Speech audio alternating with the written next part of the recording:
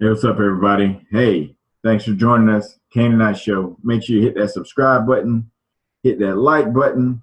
Also, please make sure you follow us on Twitter if you're not doing that already. Hit us up on Facebook, search for Kane and I Show on Facebook. Like the page, join in the discussion, the debates. A lot of great stuff going on there. Tonight's show's awesome. We're talking Michael Vick, Colin Kaepernick, Ezekiel Elliott. We're talking the NBA, offseason, talking summer league, talking latest happenings, and of course, we're talking about power. You know, we always talk about our favorite show during the season. So make sure you check out the show. Tell your friends about us. Like I said, hit that subscribe button, hit that like button, and stay tuned. We're about to get right to it. All right. All right, everybody, welcome back. As promised, we got a huge guest for you, the founder, creator of BS3 Sports. You see him on YouTube. You see him on Spreaker. You see him on iHeartRadio. You see him on Twitter, Instagram, everywhere. There's media. There's BS3 Sports. So, Ben, how's it going, man? Yeah, doing good. Doing good. Appreciate you having me on. I always got to pay homage and pay tribute to the guy that inspired me. That is this guy right here. So appreciate you, man. Anytime. Hey, man, don't give him a bigger head than he already got. Come on, man. Hey, he barely fits through the door now. Come on, man. Well, you know, Ben sees the vision. Ben will be rocking the Triple E shirts. You know, as we expand the brand. You know, from probably not down into Texas. You know, he'll be rocking the EEE. You know, right now we're working on a deal with Cameroon, so we're gonna sponsor a whole freaking country. You know, athletes. You know, so all you really need is an E in your name and to capitalize it. So Ben will be capital EN from now on after we work out this Triple E deal. But so it's almost football season. We know Ben's down in Texas where football rules. So we brought him on to talk some football. So we talking about high school football in Texas? Now we're gonna talk about some unemployed quarterbacks first. Colin Kaepernick and Michael Vick. As we all know, you know, and we, Kane and I have dedicated a lot of time and shows to the Kaepernick situation that obviously started last year with the anthem protest and continues to be a story now as he is, you know, pretty much been blackballed out of the league. And we all know recently Michael Vick made some comments on Fox Sports about Cat basically needing to cut his hair to get back to the league. So, you know, what were your thoughts when you heard this? Yeah, when I first heard it, I was like, I need to read the full thing or hear what he fully said, because I'm like, that's not what he could have said. He couldn't have said that you need to cut your hair and that's gonna help you get a job. Now, I do understand, you know, when you got a court case, when you got issues, most of the time people cut their hair. You know, they go down to that clean look, which to me, that's what he was trying to say. But at this point, if he hasn't gotten a job yet, you got Austin Davis out there with a job. You got Johnny Manziel, who's creeping up into possibly getting a job somewhere, which is going to probably happen. It's not going to be here, though. Only in Dallas. I'm sorry, Johnny. What'd you say about Johnny? But I think somebody mentioned this, and I don't know who it was, but I think Vic is just wanting to get into media, and he's going to have to say, you know, some things that are eye-popping. Everybody's talking about Michael Vick right now. So if this is his end goal, for him to be talked about or for him to get a job on ESPN or wherever, then it's working. I mean, I get it if his end goal is to be Jason Whitlock's sidekick. But and to your point earlier, Ben, like you said, when people have court dates or something, so basically Vic is comparing Kaepernick to criminal.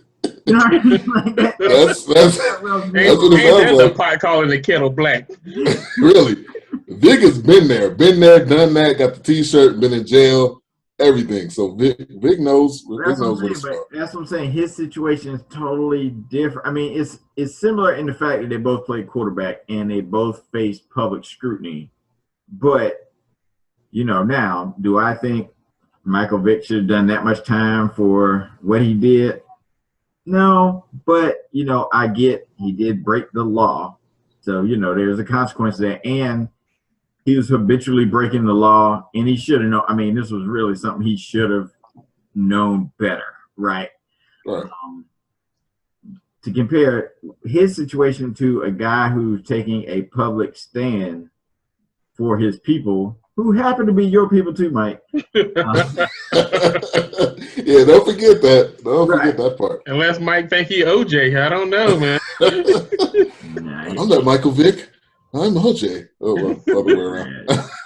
Surely he know better than that. Like he's still catching trouble for, Now, I'll say this.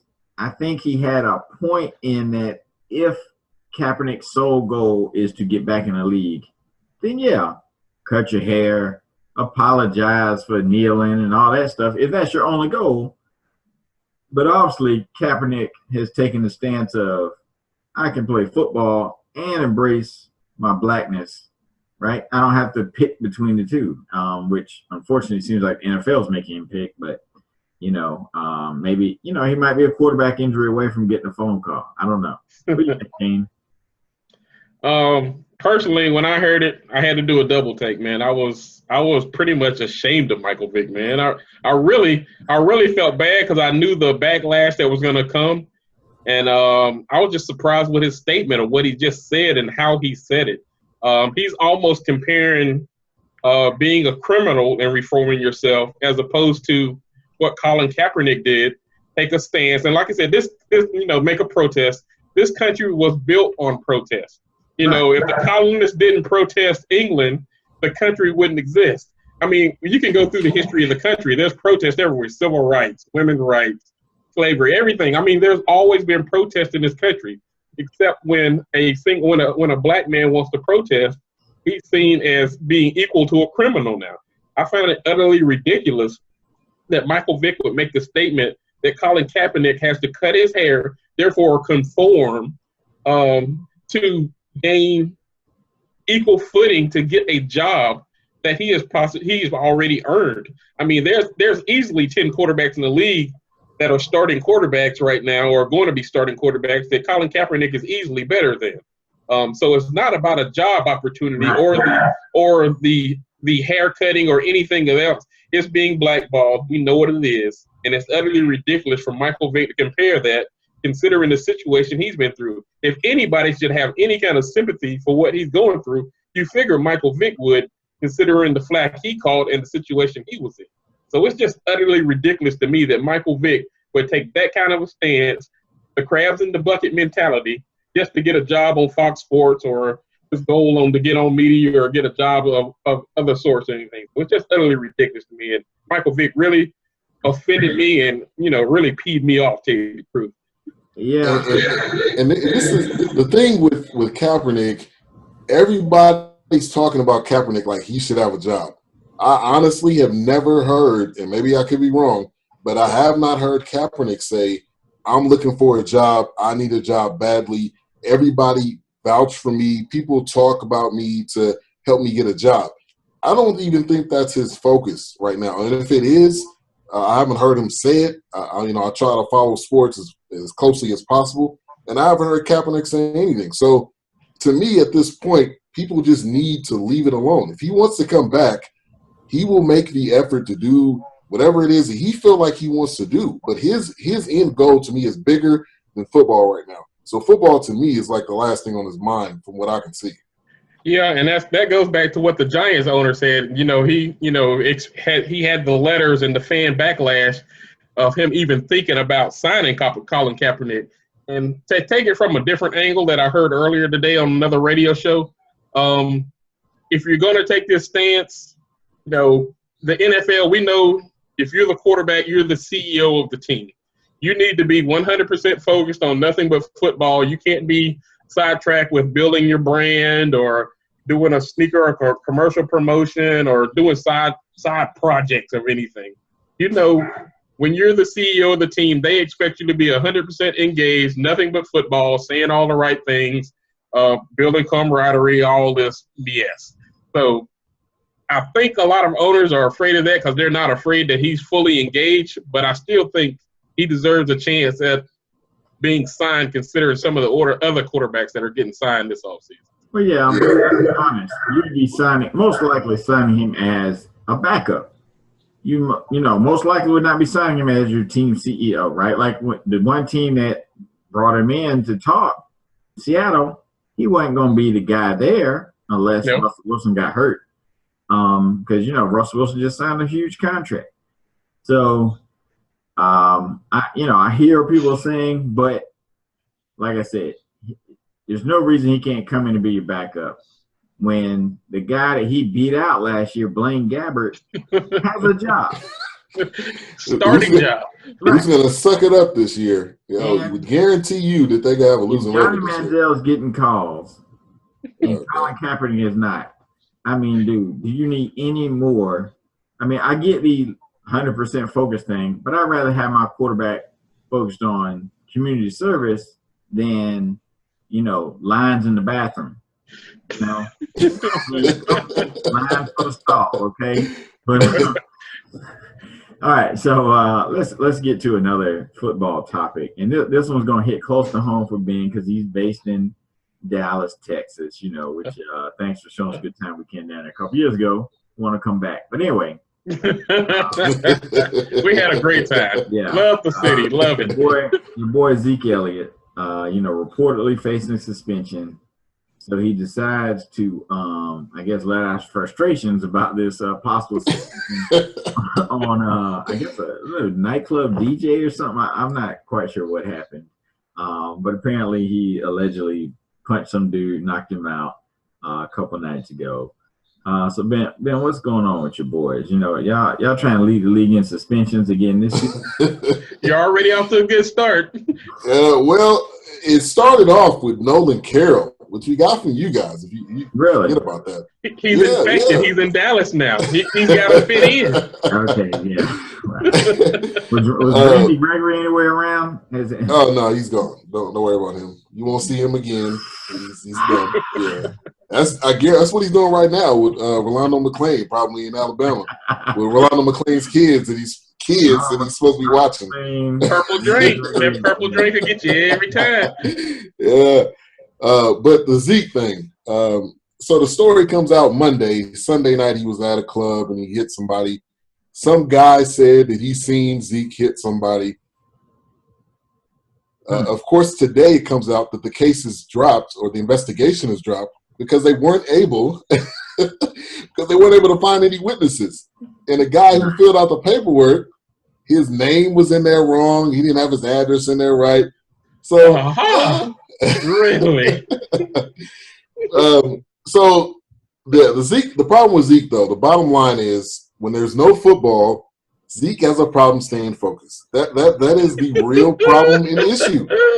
And word around Dallas is that Dak and Zeke go out together. At a certain time, Dak leaves because that's when all the people come out that you don't need to be around. And that's when it's time for me to cut out the back door. At that time, Zeke is ready. He's taking his shirt off like, let's up the party up. Turn down for what? That's what Zeke's doing. To me, that's what the problem is. It's not that he can't go out. It's not that he can't have fun. But you have to know that the target is so big on your back from the NFL, from the Cowboys, from everybody, that if anybody can slip you up, they're going to try to do it. And I think that's what he fails to understand. Well, you would think he would learn something because he dodged that, bullet with the domestic violence charge coming out of college, right? Two of them. Yeah, remember, he had two. He had the one in Ohio State, then he had the one in Fort Lauderdale as well. I know about the one in Ohio State. I forgot about the one in the other one. So, allegedly, I guess there's some text that she said she was going to set him up or something. That's how he got out of one. But if he didn't have that text evidence, he could easily come into the league under suspension. Right. And at a time where the league is very sensitive to domestic violence. So it wasn't going to be a little 2-game Ray Rice kind of thing initially. So I don't know, Zeke. Come on, bro. I mean, you gotta think a little bit more about what you're doing. Now, if you are gonna do this kind of stuff, can you do it like a couple weeks before you play the Eagles? So you make sure you miss that game. But I personally think NFL should throw the book at him, suspend him for the whole season. If you wait until the day before the Cowboys game, announce the suspension. Well, like I said, I think this is not a unique experience, but when is the NFL? When is Roger Goodell going to make that example out of somebody? They botched up a couple of investigations, Ray Rice and a couple other things. So the NFL, it looks like the NFL is always looking to throw some suspensions out, and they look for just about any reason. And like I said, the domestic violence thing is just overplayed right now in the NFL. I mean, you can get suspended literally for that even coming out of your mouth almost now. So with Zeke's track record, and I was listening to some radio earlier today, and they were talking about the incidents at Ohio State that got probably covered up. You had the domestic violence at Ohio State. Then we go down to Fort Lauderdale. And a couple, this later last year, he pulls up the girl's shirt at St. Patrick's Day. And now this. Hey, is this being a cowboy? It's like,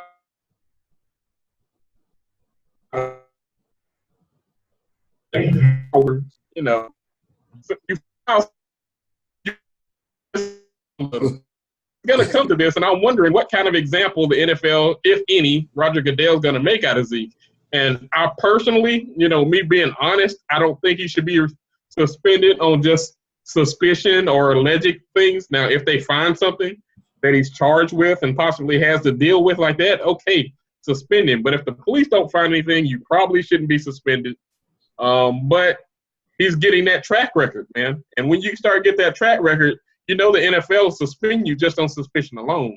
So he's walking a narrow path, and I don't know how much fun there is down there in Dallas, but it seems like, man, that's Vegas or something. Because every week, man, that kid's getting into something, man. It's crazy.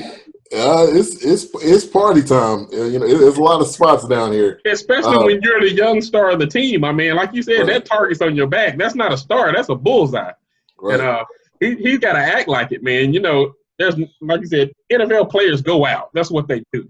I mean, they're gonna go out. They're gonna party, especially when they're young. But like Dak said, when 11 o'clock, you gotta take your butt home, man. Right. Because Skip Bayless was famous for saying, "Ain't nothing good happens after 12 o'clock in the club." I mean, that's true. Eric, you know that. You've been there. 100%. You've been there when the lights come on at the club closes. Come on, man. Only if I was working security. Oh, you were working security. Not with your shirt off, swinging it.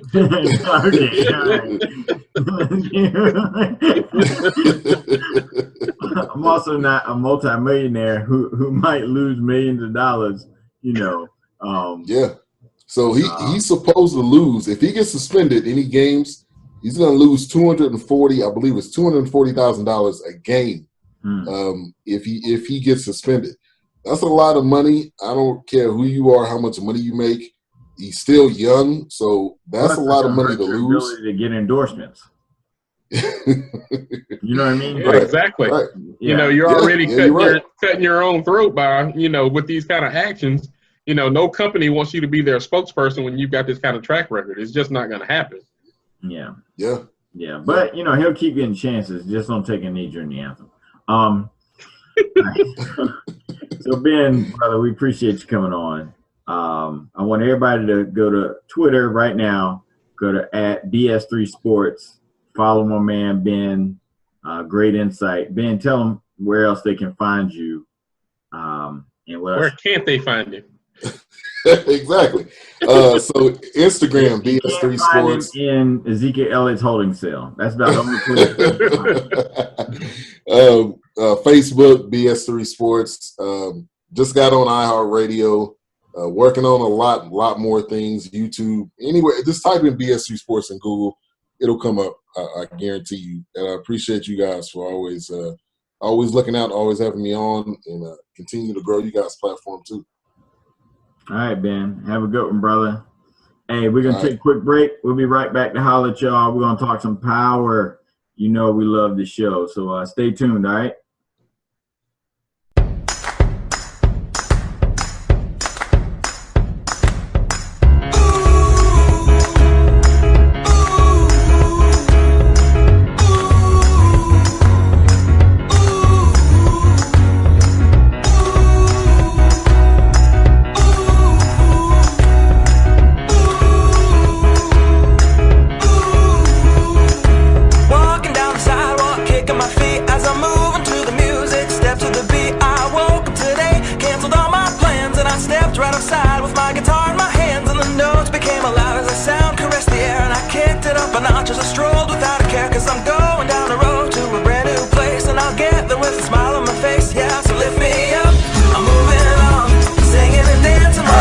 Back as promised. Big shout out to Ben for joining us. Anyway, of course, we're back to talk about our favorite show, Power on Stars. Eventful week. You know, Ghost finds a way to get under, to relieve some pressure, at least what he's going through in prison. You know, Proctor gets the gun thrown out, but gets thrown off the case. Gets closer to finding the truth, and then Tommy takes business into his own hands. I'm telling you, boy, Tommy is a G, boy. Yeah, this was probably the best episode of the new season right here last week. Oh yeah, no doubt.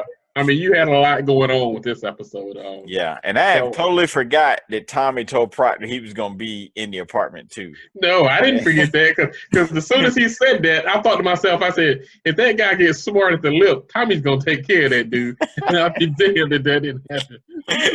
Yeah. Tommy, you jump in the gun there, please. Slow down just a little bit, you know. But, yeah, I mean, it was good work. By Proctor, you know, getting that gun thrown out of there. Good argument that he made for that. So they did get that thrown out, but then, you know, conflict of interest, and the thing was, you know, they already knew that he represented Tommy before. Mm-hmm. Like you said, so they realized how bad he was starting to beat them, so they had to play their card right there. Oh yeah, he's picking the case apart because they got the DNA evidence thrown out. Then you go and throw the gun out. What you got left? The fingerprints, and that's it. Right. You know what I mean? And it, you know, and your motive at best is shaky. So, you know, all right. So let's flip over to you know, we talked about Tommy. So I guess this week in scary characters, Tommy is above Kanan, I think. But Kanan's showing a different kind of evil and not killing people. He's just trying to corrupt kids, you know. Kanan's robbing rich people's houses and getting kids hooked on lean. I mean, although that's wrong and immoral, I mean, but Tommy, man, when you start killing Homeland Security officers, it's like, man, that means you don't care who you gonna cut. Get rid of nothing. All right, so my man Rory showing up here. Gonna jump in the conversation. No, he's a big power guy. All right, so Rory, I hear you. All right, Rory. Perfect. All right, so Roy, you on, of course, Kane and Ice, man. Good to have you on. Yeah, man. What's going on? Hey, man. So I know you're in Canada. I'm not sure which city. So why don't you tell everybody where they can find you on Twitter and where they can check out your podcast? All right, so I'm from London, Ontario, Canada. That's southwestern Ontario, right? Close to Toronto and whatnot. Okay. My podcast, The Mitchell Report Unleashed, is on SoundCloud. Also, you can find me on iTunes by searching my first name, Rory Mitchell. Also to Twitter handles Rory, EGN. All right. Yes, All right. sir. So everybody make sure you go to Twitter and follow him right now. Check him out on SoundCloud, something I love to do. And I know you talk a lot of hip hop. You Yes, talk I a lot do. of sports, relationships. So, whatever you got, whatever you want, Rory's got it for you. So check him out, all right? Absolutely. All right. So we're talking some power. So, every week we have a debate about who's scarier, Tommy or Kanan. And so we realized that Tommy is Tommy's got one thing going on. He's a quick trigger kind of dude. Kanan is taken to corrupting kids. The funniest thing about those scenes in Kanan's apartment is that he's getting 15 G's a week from Dre. He's making money off of the robberies, and he still ain't took the plastic off the old lady's couch. You know what I mean? That is true. I don't know about in Canada, but in America, everybody over 30, or at least all black people over 30, we remember the plastic on grandmama's couch. All right, no, I hear you, man. We don't really do that too much down here, right? Okay. So, I know you guys operate a little differently and whatnot. Yeah. In America, that hit home when I saw that plastic and on the couch. That brought back some memories right there. No, I hear you. I got some theories on power, man. Like, all right, so hit us with it, man. What's going on? One of my theories, to be honest with you, is that I think Tommy's low-key a police officer. I heard that from someone else before, but I don't know. I don't see it yet, but yeah, I can't say not though. I can't say it's not. Well, he definitely got no loyalty to him because he took out Homeland Security pretty quick. Like, my thing is that I think where we look at Tommy's character, right?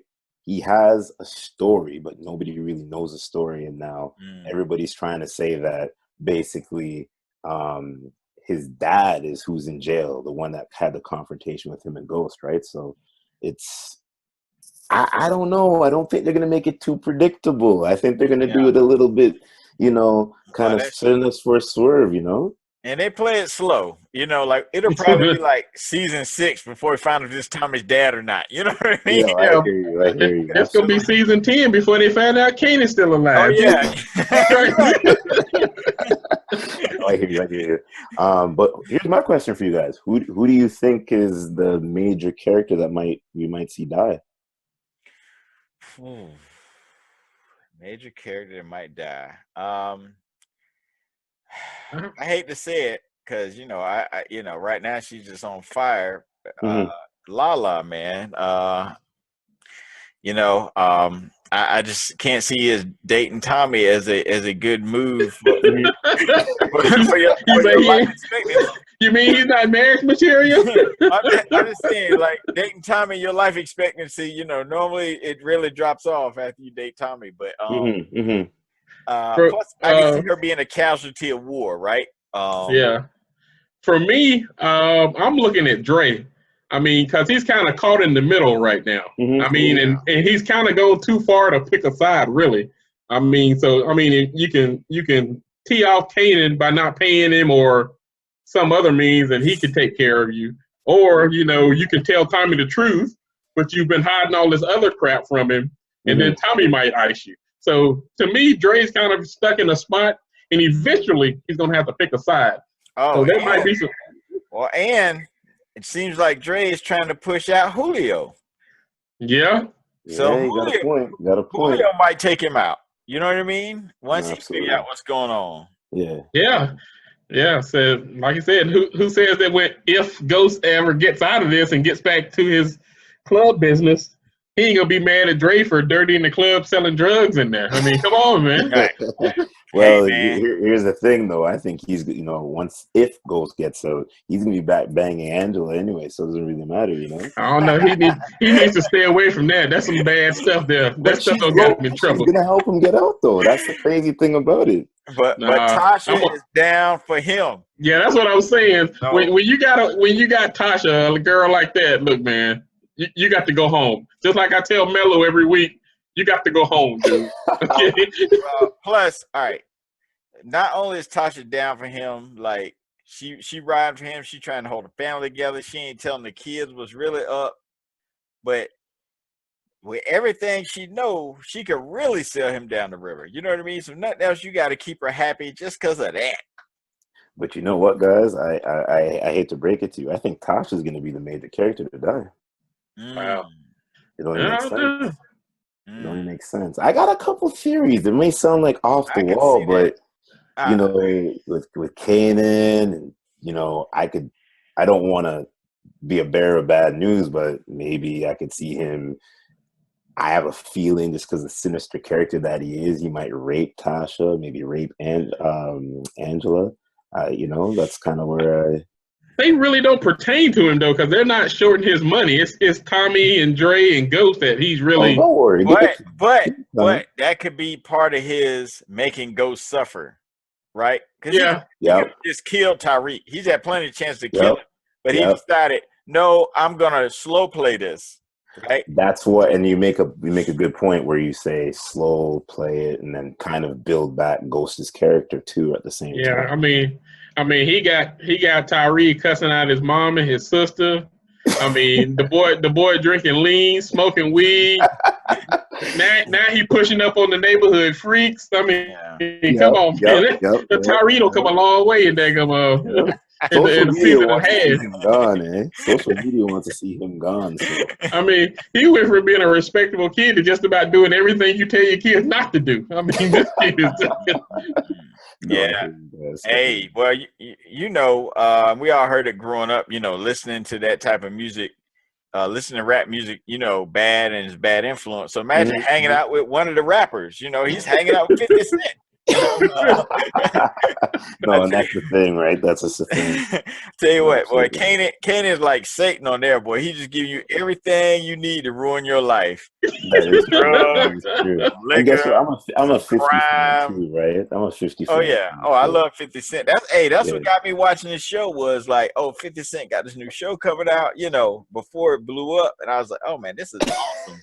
But I couldn't find anybody else who watched it like the first season or so. Yeah, I was watching from episode 1, man. Yeah, so a lot of people are starting to get into it right now too. Okay, so here's the next question: what do you think about the situation where Angela receives the tapes and watches the office right there where Ghost at, and she doesn't see Ghost with the weapon planted? What do you think her next move is in this investigation? Oh, brother. If she's smart, because last week she overheard them talking like they'd rather sell her down the river, right? So they have no loyalty to her.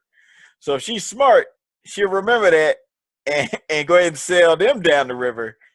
But she doesn't know who it is right now. But it showed who the last person to watch that tape was. And he didn't say anything. And so surely she could put two and two together because they all knew there was a mole in the office. They knew that. But when Greg died, they assumed it was Greg. Yep. But it shouldn't take a genius, right? You shouldn't need a law degree to figure out that the last person to watch tape not say anything and the could be the mole, right? It's in my opinion. But if she's smart, plus she, a woman in a male-dominated field, she better look out for herself. She's gonna have to. Yes, absolutely. Here's the thing: the other FBI agent that Tommy killed. Oh, yeah.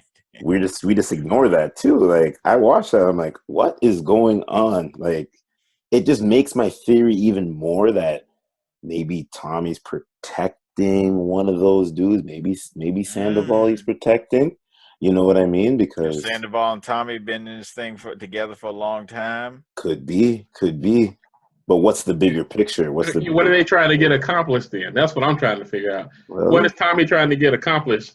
I mean, if his thing was to infiltrate Ghost, Lobos, and everybody else. He's done that and killed half of those and got ghost in jail now. So what is he trying to get out of it if he is a cop? What is he trying to do? Well, and maybe he was Sandoval. Like, okay, let's just say if he was Sandoval's, like maybe he's not a cop, but let's say he was Sandoval's guy on the inside of an organization. You know what I mean? Like, hey, you know, I'm going to give you info to keep you out of jail, but I need you to help me out sometime or something like that. You know, maybe they had some kind of deal and then things just kind of got out of hand, you know, with some circumstances Tommy didn't see. You know, I don't think he's like a cop with a badge for sure because like Angela, Ghost, all these people, Kanan, they've all known each other their whole lives. So surely they would have known if he had gone to school to be a cop, right? Like, you know, like that undercover backstory though, that could be that backstory they might. Yeah, that's true, in, right? But he may have some other relationships, or you know, I don't know. He does seem to be a little reckless and still get away with a lot of stuff. You know what I mean? That's because he covers his tracks with that knife and the gun. So that's why you get away with it. Because everybody who's got stuff on you, like this Homeland Security officer, Tommy takes care of that. Right. So, I mean, got that problem off. Tommy's not one to let small problems turn into big problems. Yeah. Because if you remember, he wanted to kill Angela from the get-go. You're right. You know, because he's like, I should kill her myself, but he's like, since that's your girl, I'm not going to do it. Now, I know one thing. Proctor better not lose that laptop. Okay? Yeah. You better be able to tell Tommy exactly where that thing has been and what it's been connected to. It's over. So what do you think about Proctor getting tossed off of the case and the other guy? What do you think about this other guy? I can't call his name now, but the lawyer. Oh yeah. He seems to be wanting to do the job, but at the same time, he trusts nothing that Ghost tells him. So how are you going to defend somebody when you don't trust anything they tell you? I think he looks at himself as better than Ghost. Yeah. I think he's a little salty, you know, because he probably comes from a better background. He did. They said that. Yeah. Got all this stuff, but Ghost got this fancy apartment, you know, cars, money, you know, so he probably feels a little salty, and he even told Ghost, you know, kind of dude you are, you know, so he's already put him in a pigeonhole, basically called him an N-word for the most part. So I don't know. And, you know, in the preview, it looked almost like old boy's trying to push up on Tasha, you know. So I got a feeling he might die. If he does that, he's definitely going to die. Trust me. Oh, because Tommy will kill him. Yeah, that's what I said. Tommy will kill him. There's going to be a lot more people dying, man. A lot more stuff. Yeah, I got a feeling this ain't going to be the last person Tommy kills. So he'll probably get a couple more. Well, he said, or maybe he might even turn on it could be Dre, could be Proctor, could be Julio, so it could be Kanan. So any of them some guys can get killed by Tommy any day now. Now, the guy he ran over with the car, he didn't actually kill him. I'm glad they still referred to dude. You know, he just broke his legs. All right. So let's change gears, Roy. I know you follow NBA and basketball, all that great stuff. Yes. All right, so we got a couple minutes left. To you, what's been the biggest move of the offseason?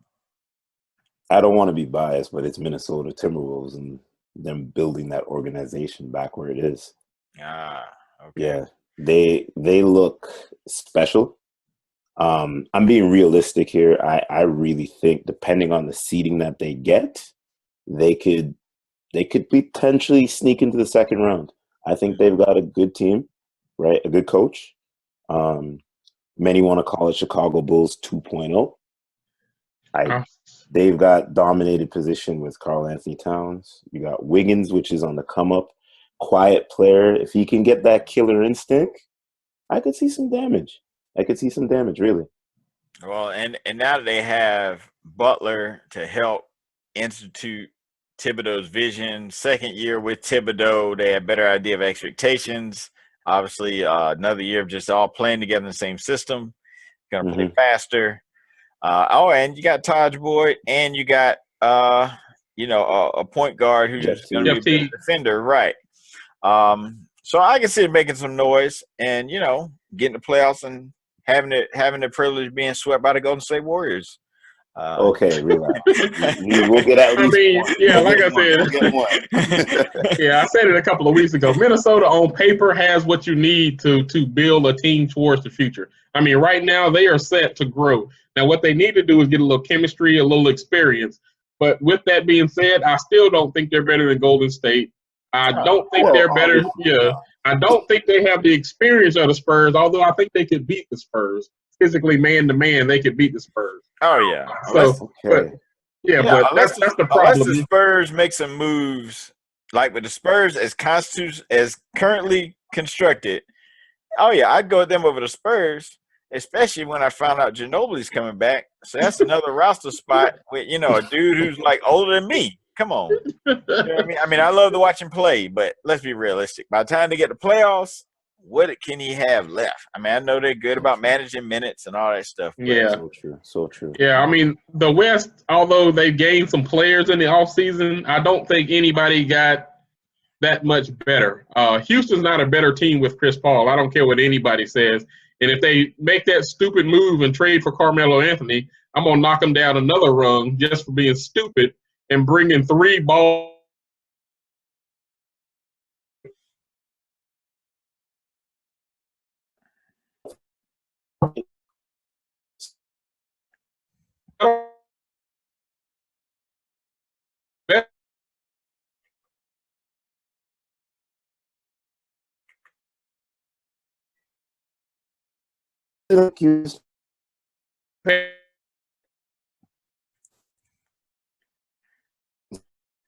At that pace, they're only going to put 40 field goals up a game. They're going to have to be very, very effective in their scoring if they're going to do that. Now, granted, they're going to run and gun, of course, but Carmelo's out of shape. Carmelo's got to get in shape first before they start running and gunning, or he's going to pass out there.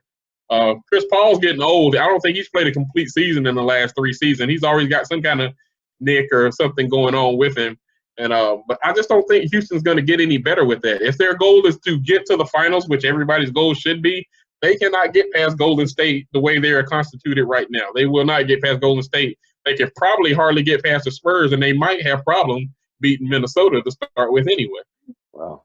So who do we have in the Western Conference Final with Golden State then? It's going to go by seeding. Who can avoid Golden State till they get to the finals is going to be the thing.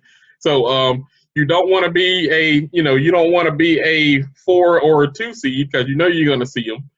So if ideally, if Minnesota ideally sits around the 5 seed or something like that, you'll play a week 4, and then you'll get to go on to the next round where you potentially will have to play Golden State. So, I mean, you want to avoid it. You really want to be number 2 seed so you can avoid them at least all the way to the finals. But I don't think Minnesota can get all the way to the 2 seed to avoid them. And I don't think the Spurs are too old and slow. I mean, granted, they were up that game 1 against Golden State, but I don't think they were going to beat Golden State in the series. And I don't see anybody else who got terribly better in the West to compete with them. So Thunder. I just don't see it happening. Thunder got better. I don't think so. I mean, they're not better to beat the Golden State, though. Oh, I mean, no. I mean, but so here's I'm my saying question. they're better positioned to get to the conference finals to play Golden State. I didn't mean to beat them. I mean, but whose goal is it to get to the Western Conference Finals? Don't you want the ring? I mean, yeah, you want it, but I'm just saying I thought the question was who can get to the conference finals to lose to Golden State. You know what I mean? OKC can get there. The Spurs can get there. The Rockets can get there. I don't think OKC can get there. I'll be honest. Yeah, I mean, obviously they're not going to be very deep. But like I said, the key is matchups. Avoiding Golden State earlier in the second round is what you have to do. Because if you think you're going to play them in the second round and get past them to get to the finals, you got to be kidding yourself. All right, so we're all ignoring the biggest NBA story of this past week is the Lakers winning the Summer League championship. You know, so I'm trying to find a Summer League championship shirt online. I have not been able to find it. When is the parade? I haven't found any information about that. So I'm very disappointed. And I'm waiting on the Triple B Summer League championship special edition shoes. So I think I think they're going to ship in May of 2018. So, hey, Kane, can I hold some money to put a deposit down on the shoes, man? Yeah, I got you 5 on it, dog. I got you. All right, appreciate it. Yeah, I only need 100 times that to get the shoes. You have to have a bake sale or something. I can't help you out with that. All right, everybody. So thanks for tuning in. Hey, make sure you follow my man, Rory. Make sure you check out his podcast, Rory Mitchell, on Twitter. Rory, is it EGN? Yes, Rory EGN. Rory, capital E, capital E. Yeah, I can't even talk. Tongue twister. All right. So you got it, Rory EGN. Follow him on Twitter. Make sure you check out the podcast. Like I said, relationship advice, hip hop review, a little sports to sprinkle in there. You know, he has some great guests on, even though I haven't been invited on the show yet. You know, but a lot of stuff. Hey, we're working on that. We're gonna get that happening. But we appreciate you guys. Also, make sure you check out our Facebook page. Got a lot of exciting stuff going on there. So just search for Kane and I Show on Facebook. Like the page. Hit us up with some comments. And we got some special stuff coming for you for football season. All right, so stay tuned for that. Everybody, we appreciate you. Yes.